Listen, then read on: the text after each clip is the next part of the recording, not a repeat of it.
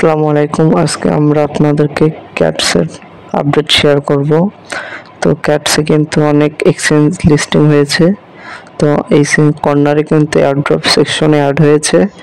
তো আমরা এয়ারড্রপ সেকশনে গিয়ে আমরা এক্সচেঞ্জ সিলেক্ট করব, নন কাস্টোডিয়াল ওয়ালেট সিলেক্ট করব না, কারণ ওতে টোন কিপার লাগবে। আমরা এক্সচেঞ্জ সিলেক্ট করব। এক্সচেঞ্জ সিলেক্ট করার পরে এই দেখুন এখানে অনেকগুলো এক্সচেঞ্জ লিস্টিং হয়ে গেছে অলরেডি। তো আমরা বিটগেট সিলেক্ট করব। তারপরে আমরা মেমো আই হ্যাভ ইটে চাপ দেবো। তারপরে এখান থেকে আমরা সরাসরি বিটগেটে চলে আসলাম। তারপরে ডিপোজিট ক্রিপ্টোতে চাপ দিলাম।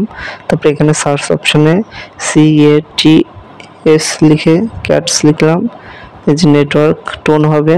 তারপরে এখান থেকে আমরা অ্যাড্রেসটা কপি করব। কপি করে আমরা আবার ওখানে গিয়ে পেস্ট করে দেবো।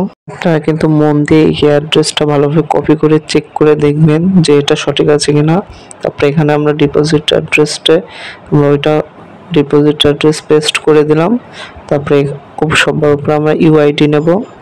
ইউআইডি নেওয়ার জন্য আমরা বিটগেটে চলে আসলাম। বিটগেটে আসার পরে কর্নারে চাপ দিলাম। কর্নারে এই যে এই সাইডে এই যে ইউআইডি কপি করলাম, তারপরে এখানে পেস্ট করলাম, তারপরে সেন্টারে দিলাম। এই তো ভাই, এই জায়গাটাই হলো মূল সমস্যা। কেননা ক্যাটসে কিছু ক্রাইটেরিয়া আছে ক্যাটস এয়ারড্রপ এলিজিবল হওয়ার জন্য।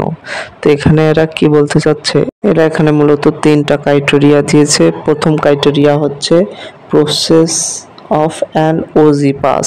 এটা আমি সঠিক বুঝলাম না। তো সেকেন্ডে আসি। সেকেন্ডে বলছে যে অ্যাট লাস্ট ওয়ান ট্রানজাকশন, এটা টোন কিপারে গিয়ে ট্রানজাকশন করতে বলছে 0.5 টোন দিয়ে। ঠিক আছে, তো আপনারা এলিজিবল হওয়ার জন্য টোন কিপারে গিয়ে আপনারা টোন ট্রানজাকশন করে নেবেন। আর সবার লাস্টের ক্রাইটেরিয়া হচ্ছে এ মিনিমাম অফ 5 ফ্রেন্ডস, মানে আর 15টা টাস্ক কমপ্লিট করতে বলছে। প্রথমত 5টা ফ্রেন্ডকে ইনভাইট করতে বলছে এবং 15টা টাস্ক কমপ্লিট করতে বলছে। তাহলেই কিন্তু আপনারা ক্যাটসে এলিজিবল হয়ে যাবেন এয়ারড্রপের জন্য।